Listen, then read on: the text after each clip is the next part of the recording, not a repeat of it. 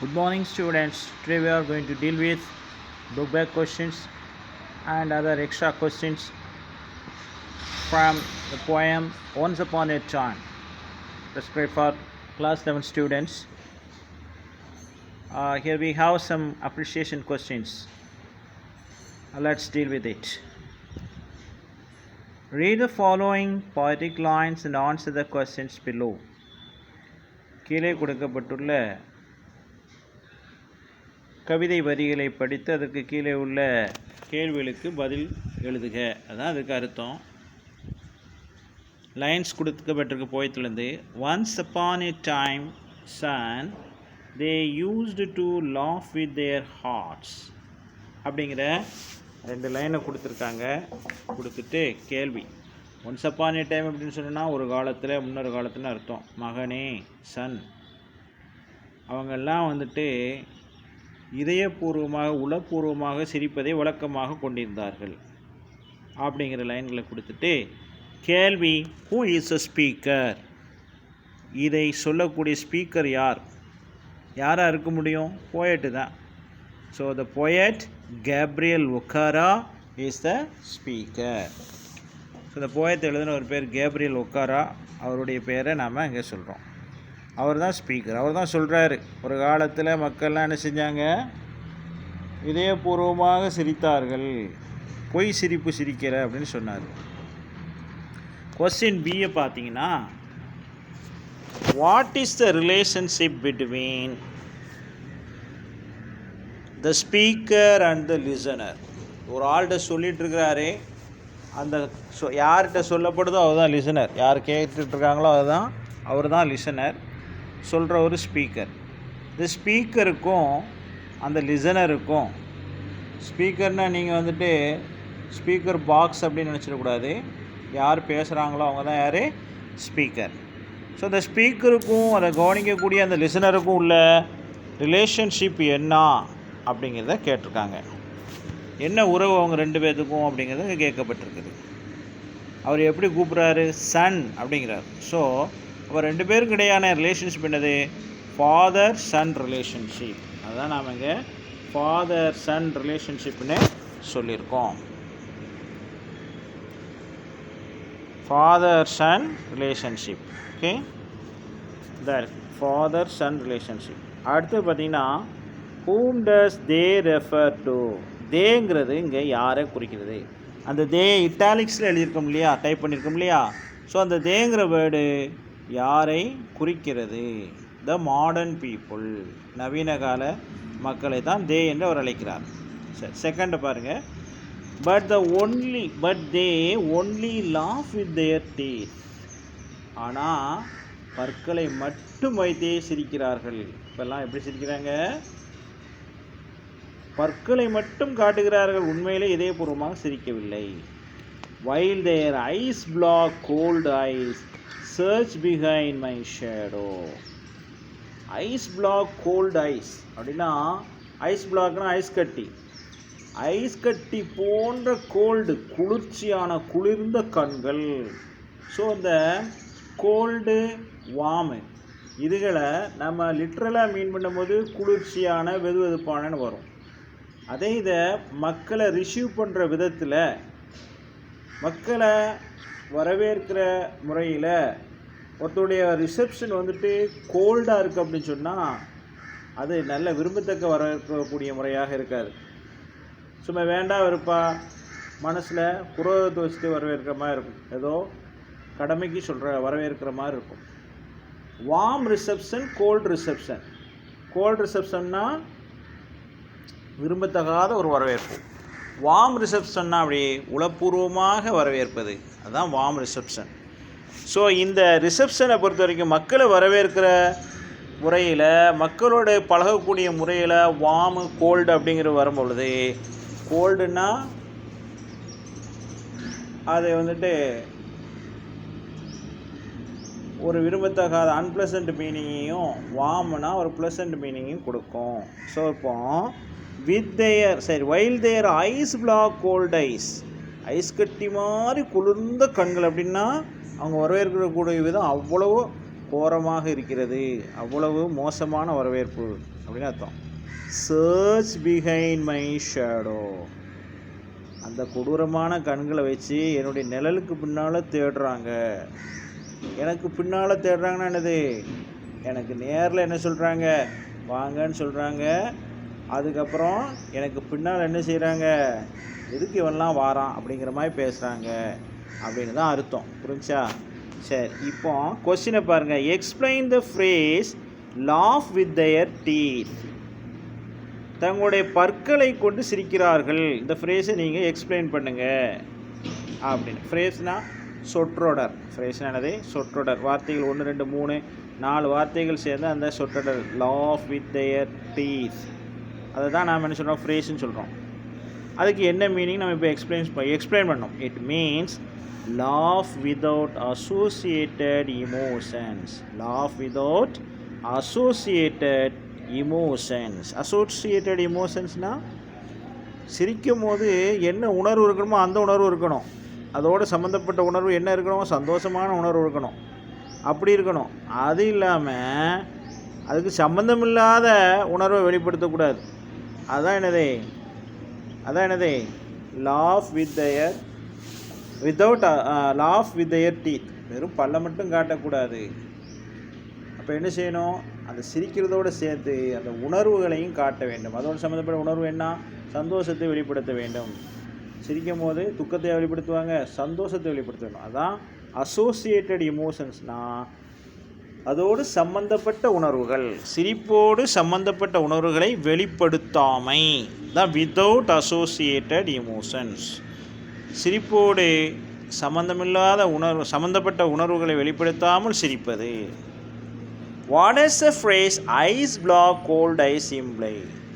Ice black cold ஐஸுங்கிறது எதை குறிக்குது அப்படின்னா, ஐஸ் லேக்கிங்னா இல்லாத, வித்தவுட்னு அர்த்தம்.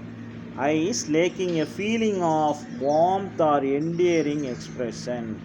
அந்த பல்ல மட்டும் காட்டி சிரிக்கிறது தான் எதுவும். சரியா? அப்போ ஐஸ் பிளாக் கோல்ட் ஐஸ்னு என்னது, கண்கள். எப்படிப்பட்ட கண்கள்,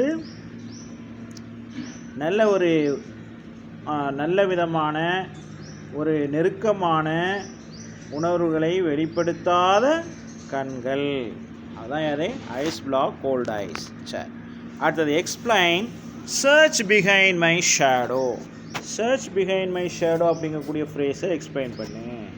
என்ன அர்த்தம்? People are hypocritical and they don't mean what they say. ஹிப்போக்ரிட்டிக்கல்னா பாசாங்கு தன்மையுடையவர்கள். ஆளை கண்டவன்னு ஒன்று பேசுவான், உளப்பூர்வமாக பேசுகிற மாதிரி பேசுவான், உண்மையிலே உளப்பூர்வமாக பேச மாட்டான், இன்சின்சியராக இருப்பான். அதுதான் ஹிப்போக்ரிசி. ஹிப்போக்ரிசினா அந்த பாசாங்குத்தனம், உள்ளொன்று வைத்து வெளியில் ஒன்று பேசுவது. So people are hypocritical and they don't mean. இந்த ஹிப்போக்ரிட்டிக்கலுக்கு தான் மீனிங், எக்ஸ்ப்ளனேஷன் தான் இது. என்ன ஹிப்போக்ரிட்டிக்கல்னா என்ன, தே டோன்ட் மீன் வாட் தே சே. அவங்க என்ன சொல்கிறாங்களோ உண்மையிலே அவங்க அதை மீன் பண்ணவில்லை, வேறு ஒரு உள்குத்து வச்சு பேசுகிறாங்க அப்படின்னு அர்த்தம். Most of all I want to relearn. எல்லாத்தையுமே நான் ரீலேர்ன் பண்ண போகிறேன். அதை ரீலேர்ன் மீண்டும் கற்றுக்கொள்வதற்கு விரும்புகிறேன். என்னத்தெல்லாம், ஹவு டு லாஃப், எப்படி சிரிக்க வேண்டும். எதனாலையா, ஃபார்னு அந்த இடத்துல because my laugh in the mirror. நான் கண்ணாடியில் சிரித்தேன்னு சொன்னான். மை லாஃப் இன் த, என்னுடைய சிரிப்பு கண்ணாடியில் எப்படி தெரியுது, ஷோஸ் ஒன்லி மை டீத், என் பல்ல மட்டும்தான் காட்டுது. அதில் என்ன இல்லை, அந்த எமோஷன், அசோசியேட்டட் எமோஷன் இல்லை. Like a snake's bare fangs. பாம்பு கடிக்க வரும் பொழுது அதனுடைய விஷப்பற்களை காட்டுகின்ற பொழுது என்ன இருக்கு, சந்தோஷமாக காட்டிகிட்டு இருக்கோம். அந்த மாதிரி இவருடைய பற்கள் கொடூரமாக தெரியுது கண்ணாடியில். அதனால் நான் என்ன செய்கிறேன், எப்படிப்பா உண்மையிலே எப்படி சிரிக்கணும்னு கற்றுக்கிட போகிறேன். நான் சிரித்து மற்றவங்களோட சேர்ந்து அவங்களோட பழகி அவங்க சிரிக்கிற மாதிரியே சிரிக்க ஆரம்பிச்சிட்டேன். கண்ணாடியில் என் சிரிப்பை பார்க்குறேன், எனக்கே சகிக்கலை. உண்மையிலே சிரிப்புனா அப்படி இருக்கக்கூடாது, அது நான் மறந்துட்டேன். உண்மையாக எப்படி சிரிக்கிறதுங்கிறதே மறந்துட்டேன். நான் இப்போ அதை ரீலேர்ன் பண்ண போகிறேன். யார்கிட்ட இருந்து, மகன்கிட்ட இருந்து அப்படின்னு சொல்கிறார். அப்போ எதனால் அவர் ரீலேர்ன் பண்ண போகிறார் அப்படின்னு சொன்னால், அவருடைய சிரிப்பை கண்ணாடியில் பார்த்துருக்காரு, அது உண்மையான சிரிப்பு மாதிரி இல்லை, அது கொடூரமாக பாம்புடைய விஷப்பல்ல காட்டின மாதிரி இருக்குது. இப்போ சிங்கம் வந்துட்டு கோரப்பல்ல காட்டின ஒரு அரபிய பழமொழி ஒன்று என்னுடைய பேராசிரியர் கல்லூரியில் சொல்லியிருந்த ஞாபகம். சிங்கம் உன்னை பார்த்து தன் கோரை பற்களை காட்டுகிறது என்று சொன்னால் அது சிரிக்கிறது என்ற அர்த்தம் அப்படின்னு கேட்பாங்க. சிங்கம் நம்மளை பார்த்து என்னுடைய கோரப்பற்களை காட்டுதுன்னு சொன்னால் சிரிக்குதுன்னு அர்த்தம், கடிச்சு குதற போகுதுன்னு தானே அர்த்தம். அதே போல் சிரிப்புனா சிங்கம் அப்படி கடிக்க வரும்போது பல்ல காட்டுற மாதிரி சிரிக்கக்கூடாது. இவர் சிரிப்பு அப்படி தான் ஆகிப்போச்சு, பாம்பு பல்ல காட்டுற மாதிரி ஆகிப்போச்சு. ஸோ அதனால தான் நான் உண்மையிலே எப்படி சிரிக்கணும், உண்மையான சிரிப்பு எப்படி சிரிக்கணும்னு ரீலேர்ன் பண்ண போகிறேன் அப்படின்னு சொல்கிறார். கேள்விகளை பாருங்கள் கீழே. Why does a poet want to relearn how to laugh? எதனால் நான் திரும்பவும் எப்படி நல்ல உண்மையான சிரிப்பு எப்படி சிரிக்கணும்னு படிக்க போகிறேன்னு ஏன் சொல்கிறாரு அப்படின்னு கேட்டால், ஏற்கனவே நான் சொன்னேன்ல அந்த லைன்ஸ் சொல்லும் போது சொன்னேன். பிகாஸ் when he laughs, அவர் சிரிக்கும் பொழுது, பிகாஸ்னால் ஏனென்றால், when he laughsனால் அவர் சிரிக்கின்ற பொழுது, his teeth are like a snake's venomous teeth. அவருடைய பற்கள் எப்படி இருக்குது, ஒரு பாம்பினுடைய விஷப்பற்களை போன்று இருக்குது. எங்கே, இந்த மிரர் கண்ணாடியில் அவர் பார்த்தாருன்னா பாம்பினுடைய விஷப்பற்களை போல் அவர் சிரிக்கும் போது இருக்கான். அதனால தான் ரீலேர்ன் பண்ணணும், ஹவு டு லாஃப் அப்படிங்கிறத ரீலேர்ன் பண்ணணும்னு சொன்னார். சரி, ரீலேர்ன்னா மறுபடியும் படிப்பது, லேர்ன்னா படிப்பது, கற்றுக்கொள்வது, இது மறுபடியும் கற்றுக்கொள்வது, அதான் relearn. whom does the poet want to relearn from? யார்கிட்ட இருந்து அவர் ரீலேர்ன் பண்ண போகிறாரு, ஆசைப்படுறாரு அப்படின்னா ஃப்ரம் his son. சன்னிட்டு தானே பேசிகிட்டு இருக்காரு, அதனால் ஃப்ரம் his son. அடுத்த கேள்வி, mention the figure of speech used here. இங்கே என்ன ஃபிகர் ஆஃப் ஸ்பீச் யூஸ் பண்ணப்பட்டிருக்குன்னு கேட்குறாங்க. எங்கே அந்த லைன்ஸை பாருங்கள். லைக் வந்துருக்கலப்பா, shows only my teeth like a snake's bare fangs. Like வந்துட்டாலே என்ன தான் சிமிலி, அதான் சிமிலின்னு போட்டாச்சு. ரைட்டாக இருக்குது. சரி, ஃபோர்த்தில் கொஸ்டின் ஃபோர்த்தை பாருங்கள், அந்த லைன்ஸ் பாருங்கள். I have also learn to say good bye. நான் குட் பை சொல்லவும் கற்றுக்கொண்டேன். எப்போ குட் பை சொல்கிறான், when I mean good riddance.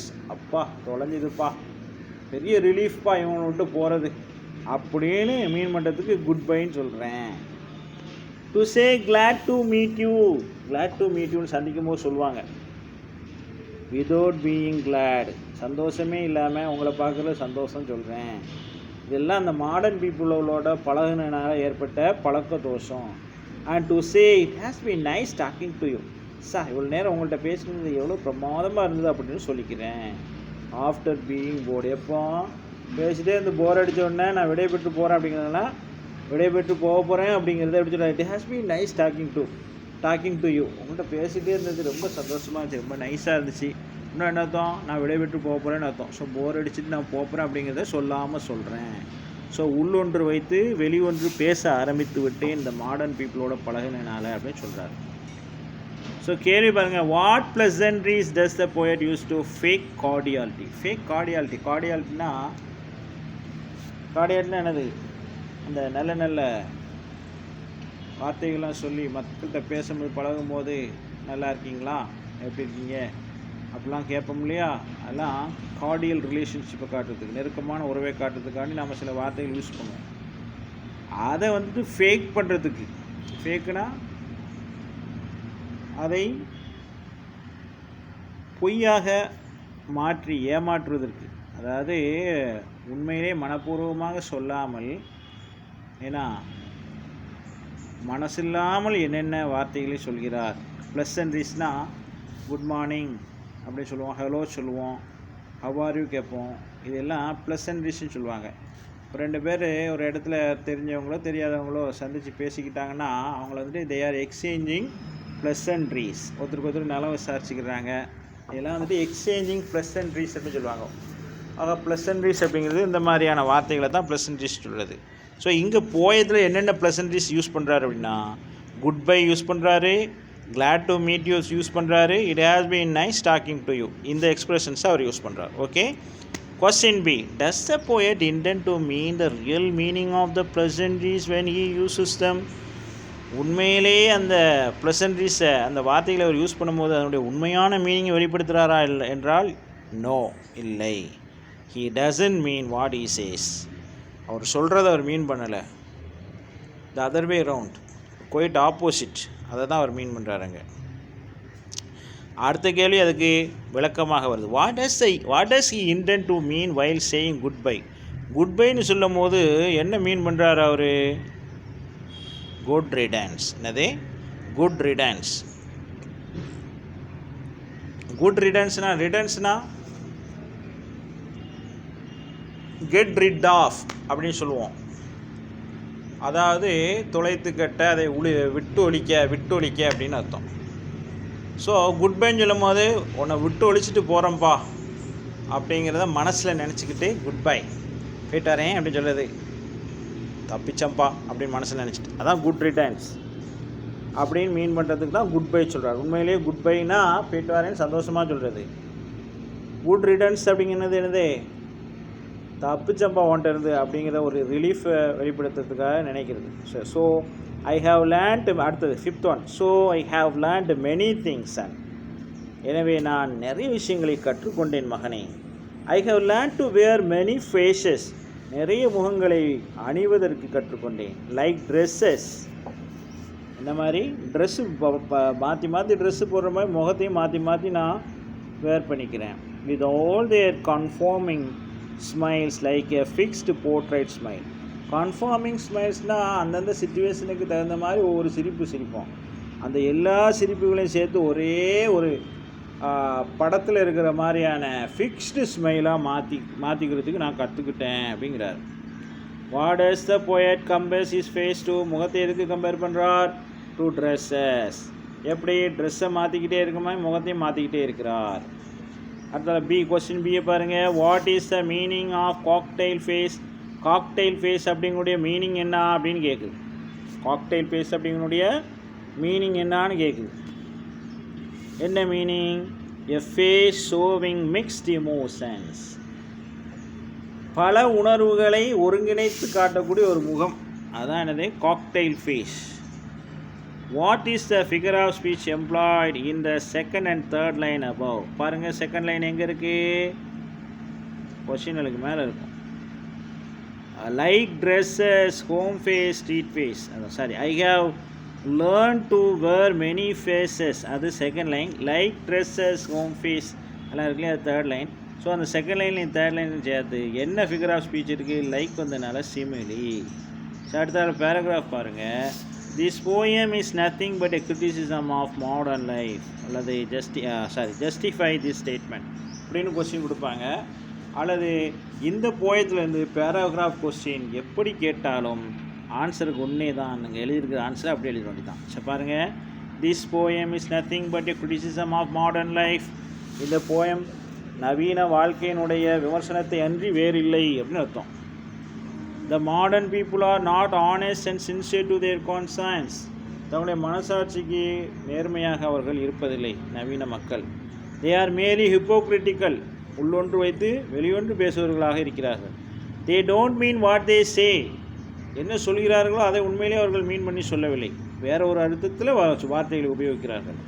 What ever they say they mean the other way round. என்ன தான் சொன்னாலும் அவருடைய மீனிங் அதுக்கு ஆப்போசிட்டாக இருக்கும், அதான் the other way round. They wear many faces to fit to the various situations. பல சூழல்களுக்கு ஃபிட்டாகிற மாதிரி பல முகங்களை அணிகிறார்கள். Even good people like the poet to get use to the modern trend. இந்த போயட்டை மாதிரி நல்ல ஆட்கள் கூட நினைஞ்சிட்டாங்க, இந்த மாடர்ன் ட்ரெண்டுக்கு பழகி போனார்கள். Accustomed to. The poet realises that it is quite wrong to be hypocritical. இப்போ அவர் உணர்றார் இப்படிலாம் ஹிப்போக்ரிட்டிக்கலாக இருக்கிறது பெரிய தப்பு அப்படின்னு. So he wants to relearn how to behave genuinely from his son. அதனால் தன்னுடைய மகன்கிட்ட இருந்து உண்மையாக நேர்மையாக பிஹேவ் பண்ணுறது எப்படின்னு மீண்டும் கற்றுக்கொள்ள விரும்புகிறார். ஸோ இதுதான் பேராகிராஃப். இந்த பேராகிராஃபில் உங்களுக்கு 9 பாயிண்ட்ஸ் இருக்குதுன்னு நினைக்கிறேன். ஸோ இந்த பாயிண்ட்ஸுகளை நீங்கள் எழுதினால் போதுமானது. ஸோ இந்த கேள்விகள் போயம் ஒன்ஸ் அப்பான் எ டைமில் உள்ள அப்ரிஷியேஷன் கொஸ்டின்ஸும் பேராகிராஃபும். இதை நீங்கள் உங்களுக்கு நோட்ஸாகவும் அனுப்புவேன், வீடியோவாகவும் இப்போ அனுப்புவேன், ஆடியோவோடு சேர்த்து அனுப்புவேன். நீங்கள் நோட்டில் எழுதி வச்சுக்கணும், ரொம்ப முக்கியம். காலாகாலத்துக்கும் பாதுகாக்கணும் எழுதி வச்சு, சரிங்களா? நிறைய பையங்க பஜாரில் விற்கிற நோட்ஸை வாங்கணும்னு நினைப்பான். வசதி இவ்வளோ வாங்கிட்டு போகிறான். அதனால் நமக்கு ஒன்றும் பிரச்சனை இல்லை. கஷ்டப்பட்ட பையங்க நம்ம கொடுக்குற நோட்ஸை வச்சு படிங்க. ஓகே, இதுதான் நோட்ஸ்னால் நாங்கள் நோட்ஸ் கொடுக்கணும் சார் புதுசாக நோட்ஸ்லாம் பெரிய பிரிண்டிங்லாம் போட்டு தருவான்னு நினைக்கக்கூடாது. நான் இப்போ நோட்டில் எழுத சொல்கிறோம்ல, அதான் நோட்ஸில் என்ன நினச்சிக்கிட்டான், பிரிண்டடாக புக்கு சைஸில் வந்தால் தான் நோட்ஸ்ன்னு நினச்சிட்டு இருக்கான். அப்படி இல்லை. நோட்ஸுங்கிறது என்ன, அப்பப்போ ஒவ்வொரு பாடத்துக்கும் உள்ள கேள்வி பதில்கள் கொடுக்குறோமா இல்லையா, அதுகளை தான் நோட்ஸுன்னு சொல்கிறது. அதை தான் நானும் இங்கே நோட்ஸுன்னு சொல்கிறேன். நான் கொடுக்குற நோட்ஸு நான் நோட்ஸ் வாங்கி கொடுப்பேன்னு யாரும் கற்பனையில் நினச்சிக்கிடாத. ஸோ இதெல்லாம் நல்லா படிங்க, எழுதி வச்சுக்கிங்க. நன்றி, வாழ்த்துக்கள். நாளைக்கு வெள்ளிக்கிழமை உங்களுக்கு வீக்லி டெஸ்ட்டுகளில் இந்த கேள்விகள் கேட்பதற்கு வாய்ப்புகள் அதிகமாக இருக்கிறது.